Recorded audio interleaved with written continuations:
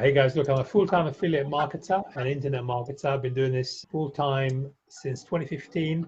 And we've got a couple of businesses. One of them is where we have a largish company. I said largish, we've got a few employees that's selling online physical products with Amazon and eBay and Etsy and all these kind of things. We do a lot of importation.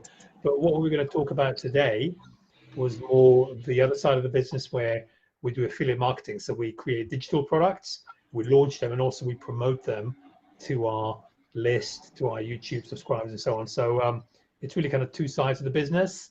In terms of myself, I'm from the UK, from a place called Watford, which is just on the outskirts of London. And that's it. Really pleased to be here today. I've met Isabel a couple of times before. She's come on to my group, and we had some really interesting conversations, and I'm delighted to be here with you today. To hear more about what you do actually. So this time it's me interviewing. Yeah, absolutely. So yeah, I mean, in terms of where should we start then? Like, are you guys interested to know how to start the business, or are you kind of advanced in the journey, or where should we start with this? Yeah, Pam, do you want to give an overview about what you do? Well, after a number of years, I finally got the blog going, and it still has the 3 articles that I started with because life has intervened with some rather serious issues. And so I go to a lot of these seminars. So when I am able, I will have learned what I need to learn. Yeah. Cool. Yeah. So what blog do you do? Onlyacarryon.com.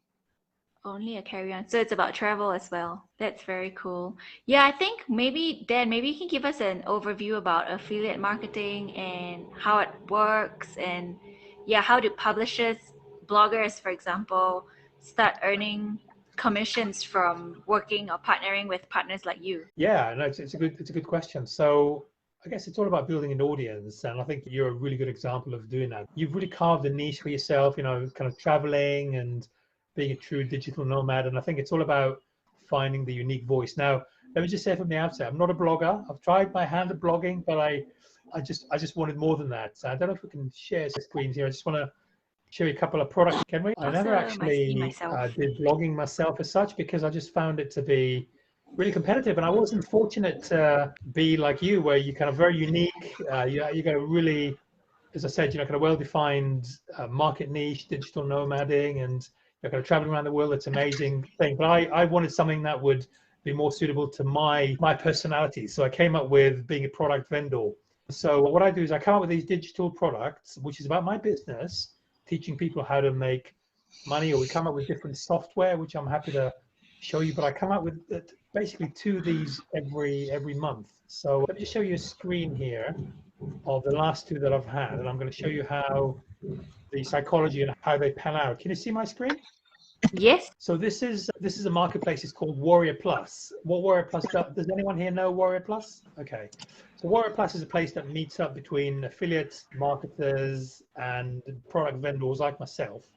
So I do both. An affiliate market, I promote as an affiliate market other people's products, but also they promote mine. So we have a kind of a group. I know about 20 or 30 kind of regular affiliates, and they promote my products. And I can't promote always for them, but when someone comes up with a good product, I will be promoting their product as well. So these are my 2 launches. The last one was called Bank. We had 5,000. This is over the course of 5 days. We had 5,608 people actually click on the buy link. We had more visitors than that. The way they categorize someone as a visitor is literally click on the buy link. So we had 5,608 clicks. Of them, we had 550 sales. The conversion rate, as you can see, is 10%, which is not bad, because this is kind of, it's not what I would say cold traffic, but it's not warm traffic. So this traffic belongs to someone else's list. So it's all about people who have a relationship with their list, like probably you have, Isabel. So imagine that this would be 20 people, all of them sending traffic to my buy page, to my sales page, which I'm happy to show you what that looks like as well.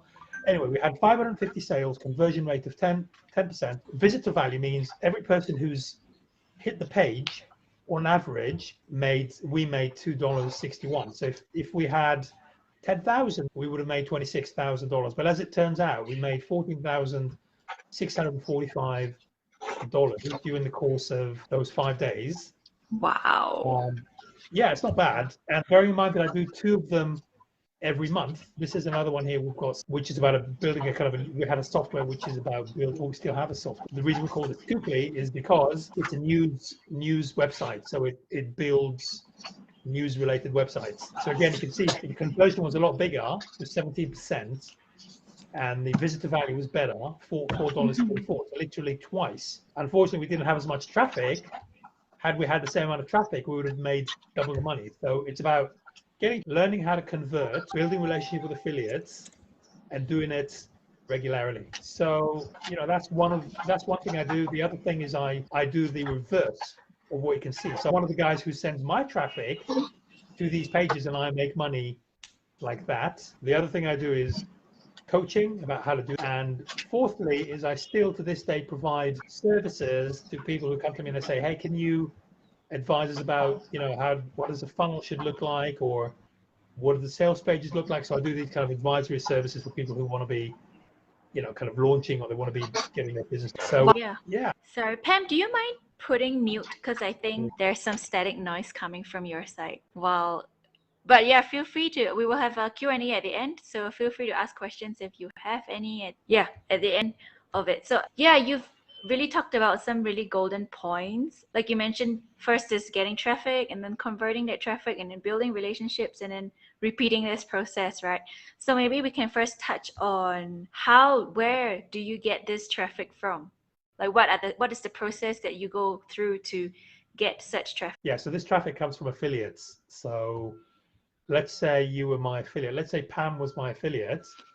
So say you were my affiliate. So for example, on this Facebook group that you have, you've got people who they're your audience. They've come in, they've made the journey today. So they've kind of bought into you and your story. So if you were to say to them, hey guys, I've got this amazing product that's really helping me. Like I've got this new microphone and this kind of new camera, or whatever product you would be recommending, because they're part of your followers, they've kind of bought into your story, they like you, they trust you, they see the value that you bring to their business. And so if you'd recommend a product to them, they would be likely to make a purchase from your affiliate link. How do you get your audience? There's 101 ways to build an audience. But this is really where it starts, guys, is it starts by building an audience, by being visible, by being sociable, by being likable, by adding value, people kind of buying into the narrative that you bring. So my story is the fact that I tried I've tried YouTube, and I've tried this and I've tried that, but at the end of the day I saw that the only way for me to have repeatable income would be to have my own list, because I didn't have to rely on Google, YouTube, Pinterest, Instagram. I just wanted to be my own master. And the only way to do that is to have my own list. That was kind of my conclusion. So that's my narrative. But it doesn't mean that everyone's going to be buying into, whereas your narrative could be different. But the thing is, when people buy into that narrative, suddenly we're on the same frequency. And once you recommend something to them, they will be more likely to go ahead and make a purchase. So this is where that traffic you've just seen, that's where it's come from. Okay, it's come from a whole bunch of semi kind of independent audiences recommending my product. I see. And how do these different people recommending your product know about your product in the first place? Yeah, so it's a combination of me having a relationship with them and just saying, hey guys, I've got this product launch on the 10th of December. That's the name. Here's the link. Here's what you're going to get. Here's bonuses. And they just know they like me. They think I'm a cool dude. So they say, yeah, of course. Yeah, we're going to do it for him. We're going to make a bit of money. And when we launch the product, he might be promoting for us as well. But where does the very first touch point come from? Like, how do they even know about you in the first place? If let's say we are totally if I wanted to learn more about you, how would I know about you in the first place? Yeah. So that's a good question. They'll see me on Facebook, they'll see me on leaderboards, they'll see the name pop up on social media, they'll just see me kind of out there. So they'll see me on YouTube, they'll just kind see of me visible because kind of like, I guess, if you're a course creator or a content creator, and let's say email service providers, ConvertKit constantly gets popped up as a recommended email service provider that people use in your niche. And so that's how they come to know about your product and your brand, right? And then they choose to join you as... Yeah, it's a bit more than that. I think it's so... as marketers, we leave footprints Mhm. around social media and the like. We just leave footprints. We leave little videos, we leave little trails, we leave little posts. We just, we rank on Google. So we have these little kind of DNA remnant strewn around the online sphere. So people just come across you in different ways, and they make that contact because they see potential Yeah. in collaboration. Yeah. So like you mentioned a few platforms. I know you're on YouTube. So are you also active on various social media platforms where you share more about what you do? Yeah, so the main one is Facebook. I mean, when I do launches, I do a lot of publicity on there. I don't use paid ads hardly. Mm. I tag people. So what I do is I tag my affiliates. So this is a really good way actually to see who my affiliates are. Yeah. Is you can go to my post and then see who people like me tagging, and then when you see me tagging them, you can actually go to who they tag as well. So you can really make a list of Okay. Yeah, interesting. So this is all happening in your Facebook group, right? not in the So Facebook group. It's happening more on my timeline or it's everywhere. yeah. Pretty much omnipresent, I'd say. Yeah, that's Yeah. good. Yeah, that's So a really great way for getting traffic. You have to be present on all social media, especially as content creators as well. And then like moving on to the second stage, once you're partnered with these affiliate partners, these affiliate publishers, how would you advise someone, say they are already subscribed to your newsletters and they know about your products, your launches? Do you have any like ingredients that you would usually include when it comes to really converting them or turning them from cold to warm to hot traffic, hot leads? to promote my products The people who actually or click buy. okay. So let me share the screen. I mean, what I'll do is we'll go through the anatomy of a sales page because it's designed to convert people, like cold traffic, which is a real art. So let me just show you my last one, which is called Banked, or we'll go to Where do Scooply actually. you host your sales pages on? I host them on my designers. Actually, he's got ClickFunnels. Okay, let me just share my screen here with you. Can you see? Yes. Yep. Okay, good. So this is a page, Scooply. So first of all, you can see there's a scarcity there, scarcity button, because you always want scarcity. The other thing is it looks good. It looks very slick. We have a VSL. When people navigate away, let me refresh. Oh, there's the pop-up, right? The exit intent pop-up. Pop up, and we capture emails like that. So that's another way to build a list. So you can claim the discounts. If you Very navigate big away and from bold. here, you get another one. So you get two of them. And then what we do is we just break it down. We don't make it complicated. So we kind of break it down into 3 or 2 or 1 simple steps to get started with this. Okay, so you make it simple because you're looking at cold traffic. So you don't want people to get confused or hesitant, and this is where we put some testimonials and social proof. You show people what you get. It's got to be visually rich and make it a no-brainer, colorful. To explain why would people go with this product, because if you were to do it yourself, you would need to generate content. Now, look, if you go to Fiverr, you need to pay a ton, shed loads of money to create these pages. $45,000 you pay. Whereas with us, you press a button and you have these breaking news websites, which are going to be sending you traffic. So it's a no-brainer. So you explain to people why it's a no-brainer. This is the art of copywriting. So, we have kind of formats. But you see, the thing is, Isabel, is that think of it like, the way I look at it is this is a carb-rich kind of dessert. This is not like it's not like a steak. This is like a little bit of chocolate, so it's easy to digest. You know what I mean? So it tells you exactly what you're going to be getting in the first 2 seconds. It's nice and colorful. It's easy to feed on it. It's not like one of these densely populated blog posts where you really have to, kind of look and think. It doesn't. This is fluffy and easy to digest. Yeah. Wow. Yeah, you've covered a few points. So like having scarcity, having a VSL video over there, and also having this exit intent pop-up, which helps to lock your subscribers in. And of course, do you do the copywriting on your own where you make it simple and explain why it's easy to digest? I do that on my own, but wow. Yeah, it's an art. I know it's not you know, easy. Yeah, no, it's not. Just 1 second, let me come out of screen share. Awesome. And here we are. have you found that having a sales page is like the number one converter for most of your traffic? Yeah, yes. Sales page is the entry to the portal. Excuse me, and then we have upsells. I mean, we have 4 or 5 upsells.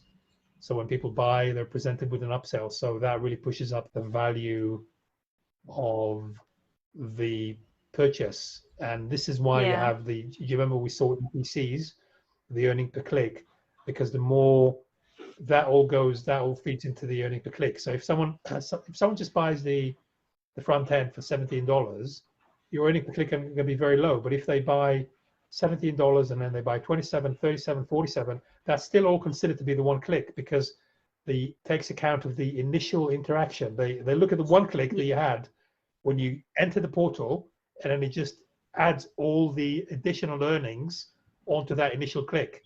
You see what I mean? They don't look at it as 5 clicks, but one click.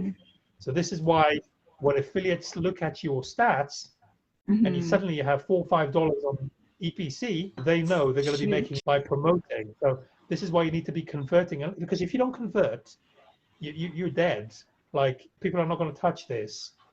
If they look at the stats are, the conversions are high, ideally 15% and above, and ideally earning per click $3 to $4 and above. You're onto a winner. You can just leave it there, and it's just going to be selling itself. People are just going to be jumping Yeah. on.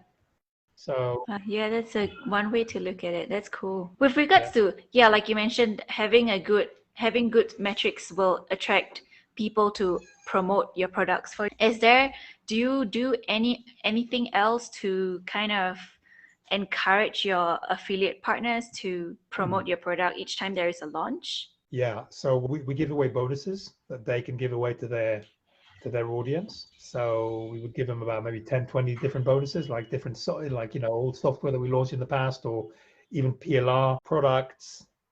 So we would give that. So that means that it's easier for them to sell it to their list. We take the hard work. And the other thing we do sometimes, because it's a lot of work, is we do a bonus page builder for them. So all they need to do is put in their affiliate link, press a button, and then they have a whole page that sells itself, basically. That sells itself. Yeah.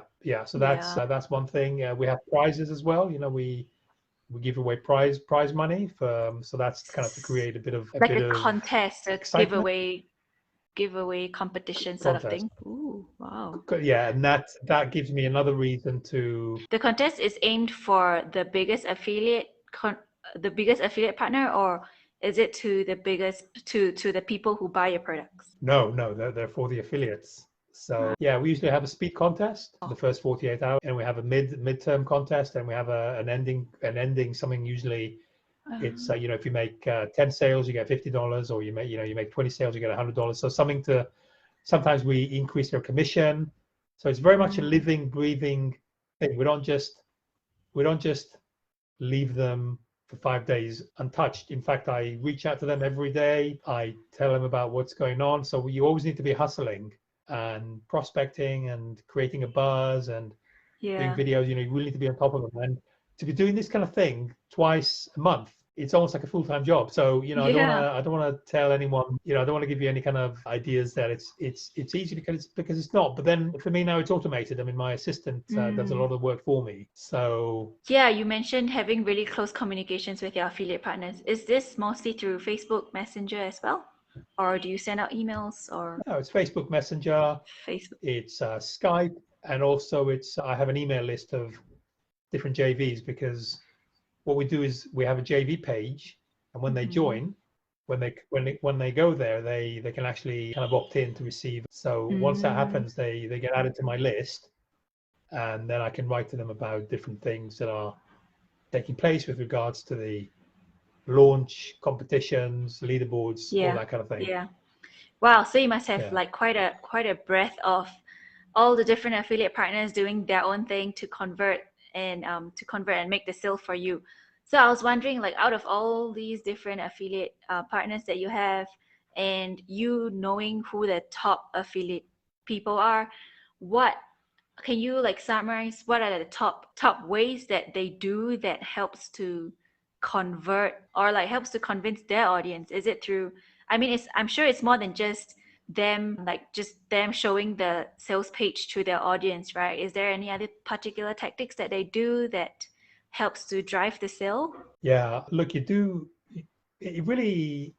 really different horses for courses, and a lot of the way this is done is hidden because a lot of people don't want to To reveal share their secrets. to share their trade secrets. I mean, I have a pretty good indication because I can see their stats. I can see how much traffic they're sending.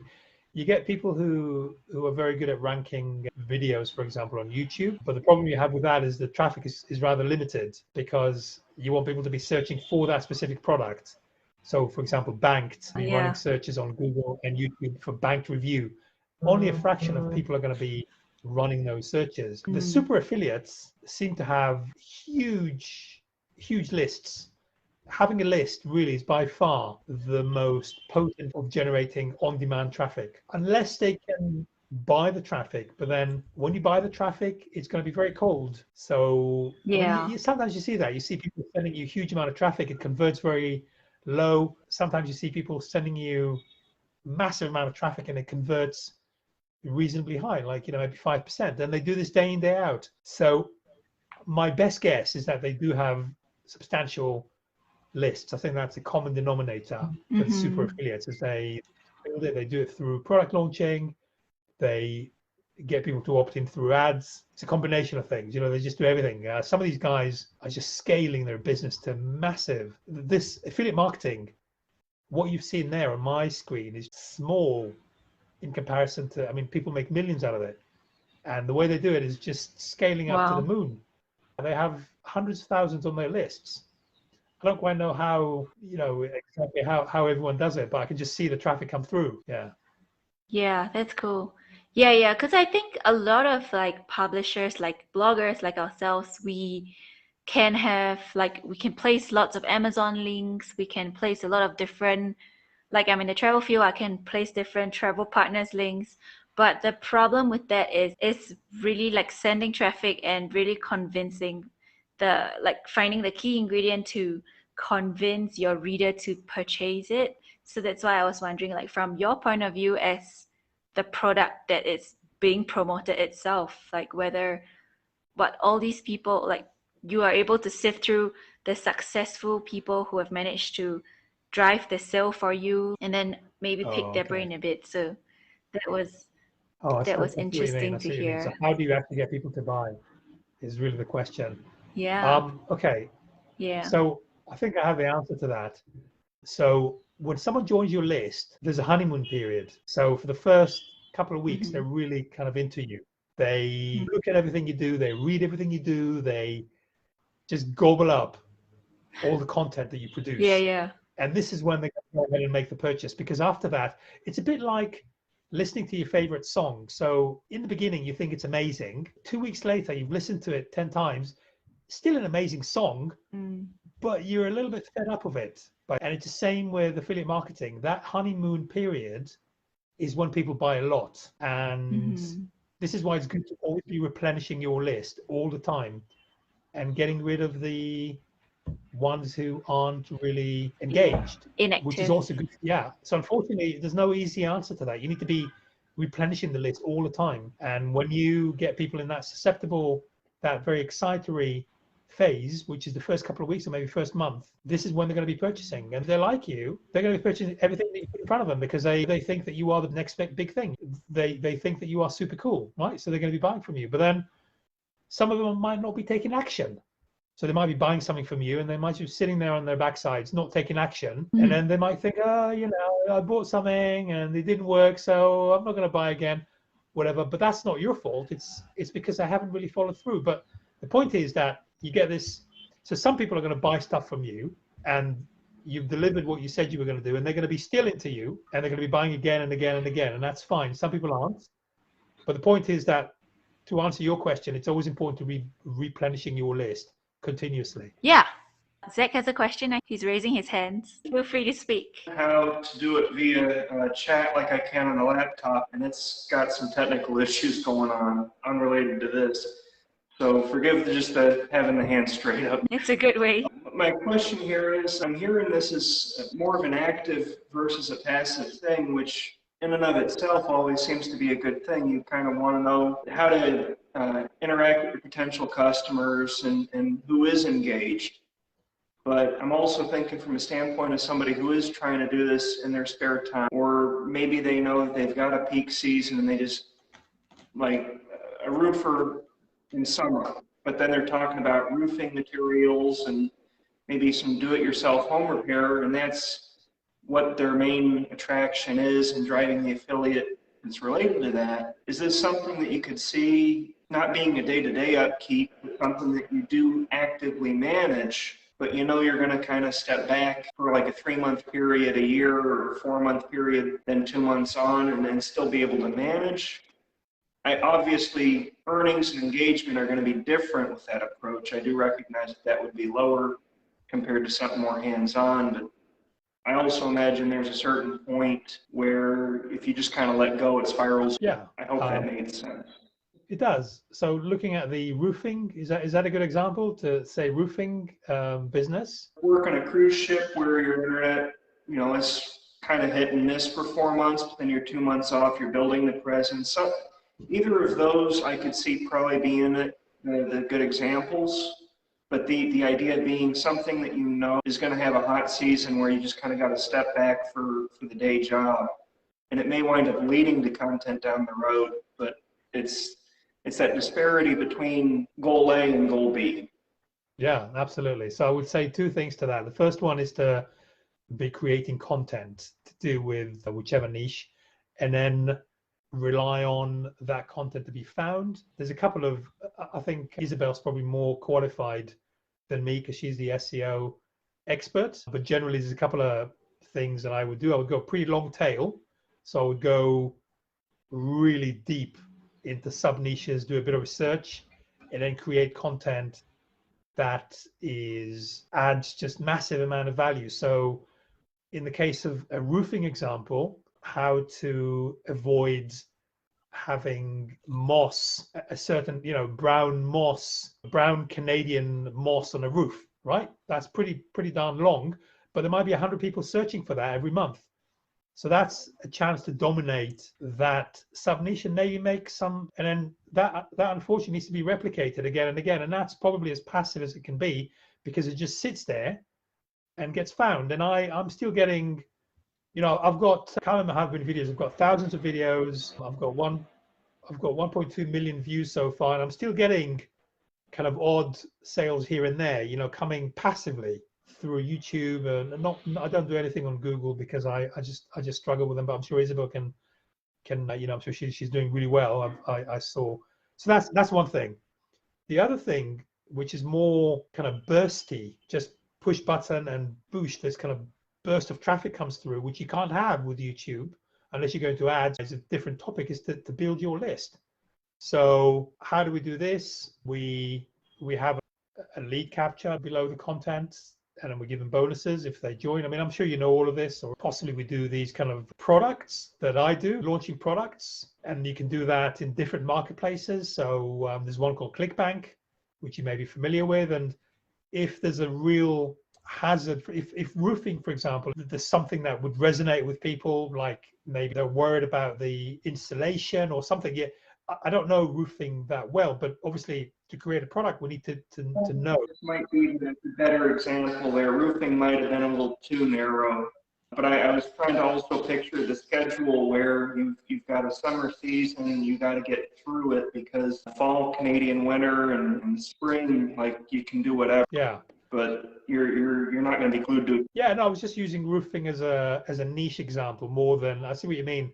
You're using roofing as an example for the fact that it's a little bit seasonal. Yeah, I get it. Okay. Yeah, no, it's a combination. Yeah, so when you have the time, the 6 to 8 months where you can actually actively build your list, and that's what you do. And then you feed off that list when you're actively doing the roofing or whatever it is, the cruise boat or whatever. So that's when you can scale down the amount of time, because by that stage, you've already got the content out there. It's generating traffic and you've got the list inside your database. All you need to do then is just push the button. So basically you're feeding off the work that you've done when you had the time. So that it's very doable.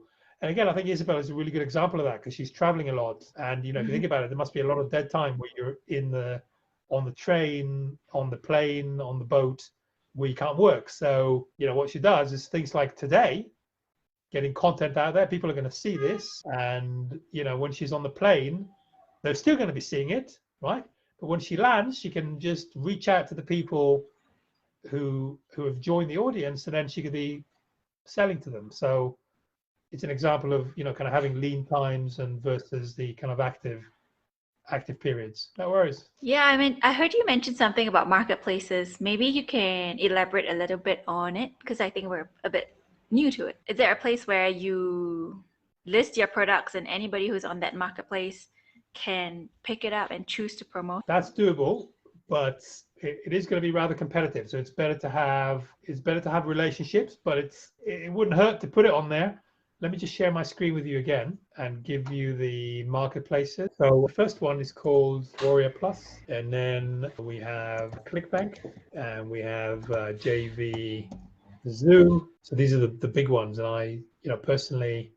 Then we have, you know, if you sell physical products, you can be selling them on Amazon. So, you know, each of them has its own different niche. So this is what we call make money online. This is Berry. JV Zoo again is pretty much make money online. This one here is physical goods mainly. We have Rakuten, but these are really the big ones. So I think if you start with them, that's going to put you in a good stead. As you mentioned, it is competitive. And so how do you stand out from these marketplaces? It's about relationships. So we kind of go back to the start of the conversation, which is the fact that, you know, you build a relationship with affiliates. Yeah. So technically, sorry, please continue. You just make it attractive, intriguing, just with a hook, something a little bit fresh. You know, so once you kind of immerse yourself in that marketplace, you know what's going to be selling, what's not going to be selling, what sort of sales pages they have. You kind of, after a while, you kind of develop a bit of a sixth sense. It just comes with time of actually being around there, and, you know, just getting a feel for how to do it. But people do love a bit of novelty, because oftentimes you get everything is very samey. So you need to be kind of, you know, maybe coming up with a different technique or just a different angle on the same topic. Yeah. Okay, I just have one last question, and you're still sharing your screen. It's all been really informative, especially from a publisher point of view and an affiliate marketer point of view, as well as you as the product owner point of view. And like you mentioned, you launch twice a month. How does that cause like buyer exhaustion if people are exposed to your launches twice a month? How do you build that novelty and the scarcity if you're constantly launching? Okay, but it's a combination of different apps. So I work with software developers who come to me to do the marketing for them. So we always have a steady stream of different apps. There could be breaking news websites creator, or it could be sort of an app that sends traffic into one of the marketplaces, ClickBank, which is why we came up with the name Banked. Or it could be tutorial, or it could be, you know, I just find different angles to bring to the market. So everyone, you know, think about, for example, launching, how many movies are there? So if you think that Netflix, you know, they have maybe a couple of movies a day at least come out. So how do they come up with all these ideas like rom-com and thrillers and sci-fi? You know, ultimately you'd think that they would come out of ideas, wouldn't you? But they don't, because they keep coming up with different kind of, you know, sub ideas to bring to the marketplace. And that's what I come up with. So you're saying that you launch like kind of different products each time? You don't launch the same product each month? Or do you think of different marketing strategies to launch the same product? Like a different Netflix movie each time. Yeah. So okay. Yeah. Cool. But don't be disheartened. I mean, if you're just starting out, whoever's watching this, you don't have to do this twice a month. You can just do your first and the second one. Or you can do what you do, because I know you've got your flagship product, and you can just be mailing that. You can just be creating that again and again, and that's a much easier way to be earning a living out of this, is to have one flagship product and to be just marketing it continuously. So I don't think there's a right way and a wrong way. It's just the way that I do it, to build my list continuously, also feed them into my flagship products as well, because that's really good for list building, what I do. Yeah. And your different products, are they all in the same niche so that your list is it just one list that you promote to all of them, the different products that you launch? Or do you have sub lists for different products? No, I just go with one list. I probably should have sub list, but I just go with one. Yeah, I made a lot. I mean, this whole list that you have, they have this common interest that they would be interested in each of the products that you are launching each time. Yes, to make money online. So that's what they want. They want traffic. So that's they the common denominator. Yes, that is the common denominator. Yeah, they're biz op seekers. Cool. Yeah, I think that's all I have. I don't know if Zach wants to ask any more questions, or if you want to tell us more about what you're doing. My reason for asking that kind of seasonal mentality is because one of the things I've thought about are cruise ship workers who have kind of built a secondary passive income. Some of those were very lucky because the industry shut down with COVID, and then they were able to still kind of use their platform to mention, here's what's going on with starting back up. Here's how I got hired. Here's, crew life you're not used to. And while that isn't exactly necessarily the mindset my head's going, I've tried to figure out 4 or 5 different routes, and I've noticed every last one of them winds up having some sort of a high and a low, but it also gives me the experience to build that unique content. So the idea that there's downtime in between the shifts doesn't necessarily mean there's downtime with internet access. That's where my head was at with that, is I could easily see where, like, you're downloading the list, you're making a to-do list, you're going to do a whole lot of stuff, writing content in that offline, but even then you're talking, 14-hour shifts, 7 days a week, 4 months, just to get the 2 months off where you're going to try and, revamp it again, basically. So it was very good to hear the idea of something of a seasonal rotation, while not as ideal as getting to it every single week and just kind of staying on it. The idea itself seems solid, I guess is what I'm trying to say. So I do really thank you for that, for all the info, but of course, obviously answering that. Thank you. No worries at all, guys. Thank you very much for your time. Yeah, really informative session. Really sorry for the lag and all that. I keep overlapping your voice. No problem at all.